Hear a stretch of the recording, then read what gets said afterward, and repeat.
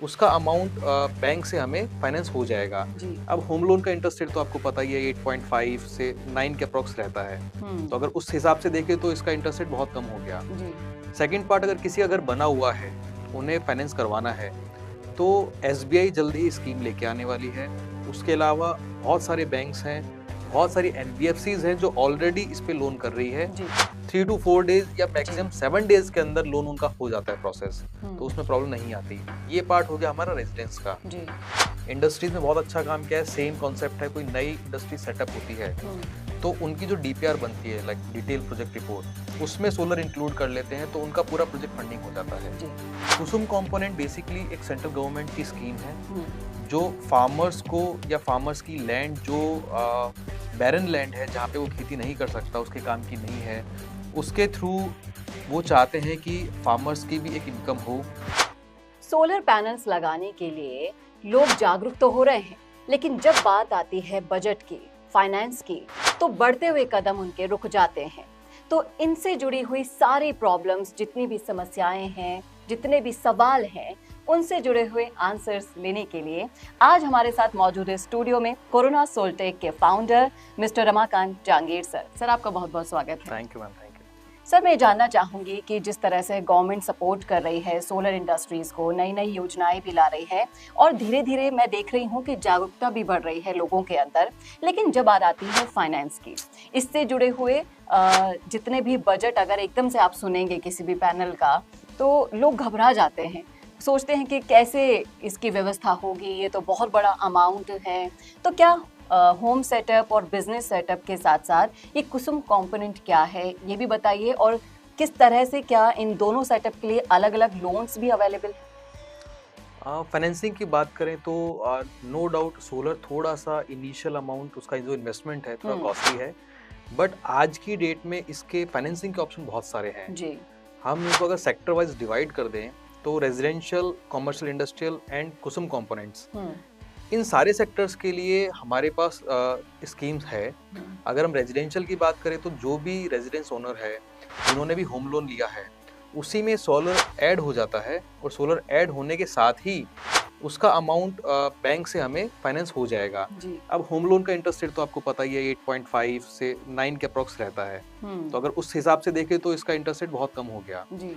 Second part, अगर किसी अगर बना हुआ है, उन्हें फाइनेंस करवाना है, तो एसबीआई जल्द ही स्कीम लेके आने वाली है।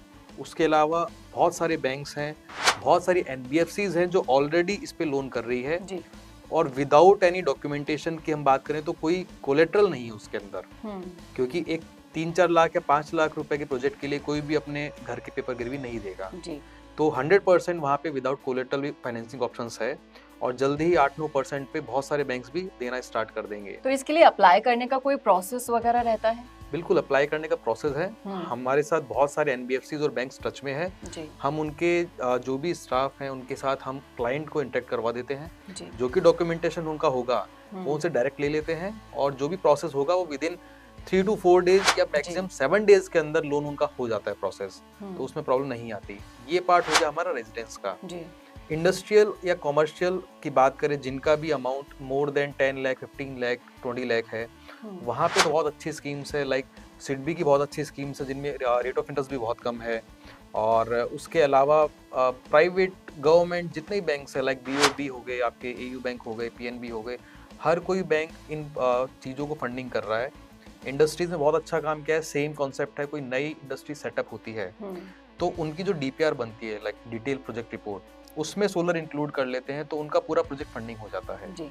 तो यहाँ पे हमें फंडिंग की कोई दिक्कत नहीं आती, क्लाइंट को कोई दिक्कत नहीं आती, इजीली फंडिंग हो जाती है। जी। इसके अलावा कुसुम कंपोनेंट क्या है?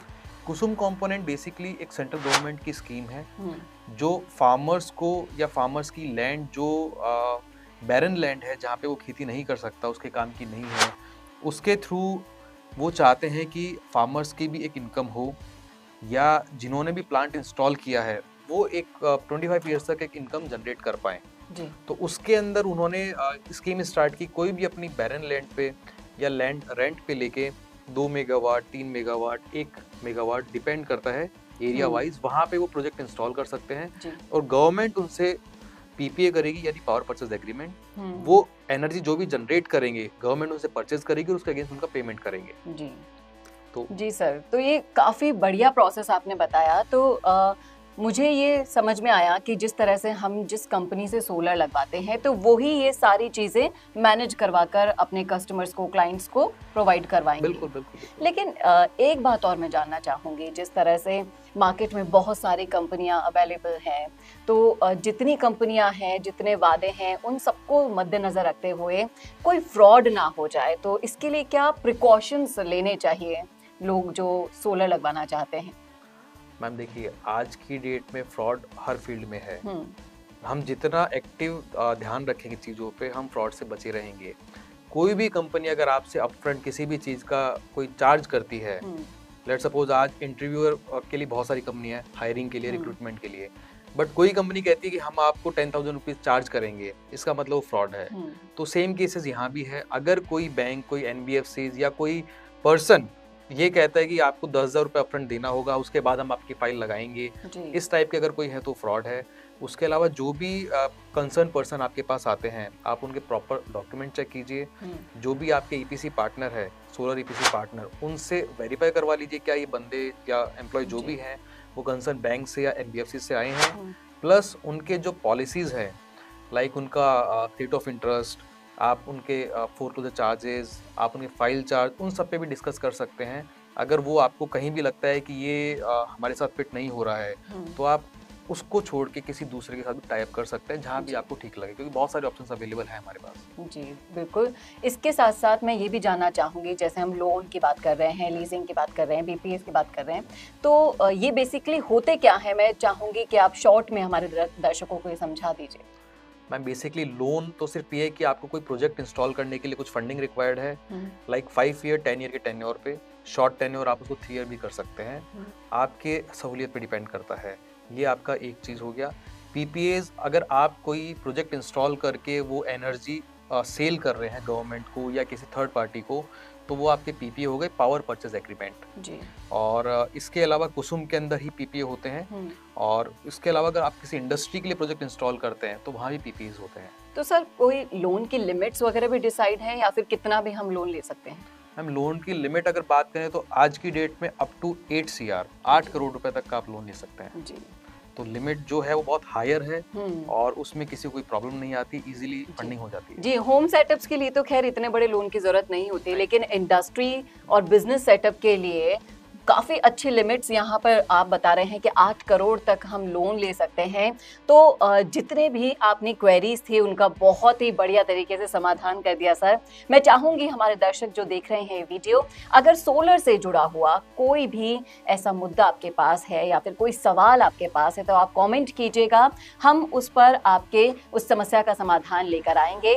सर हमसे जुड़ने के लिए बहुत बहुत शुक्रिया आपका, और सोलर से जुड़ी सारी जानकारी के लिए देखते रहिए वीडियोस। नमस्कार।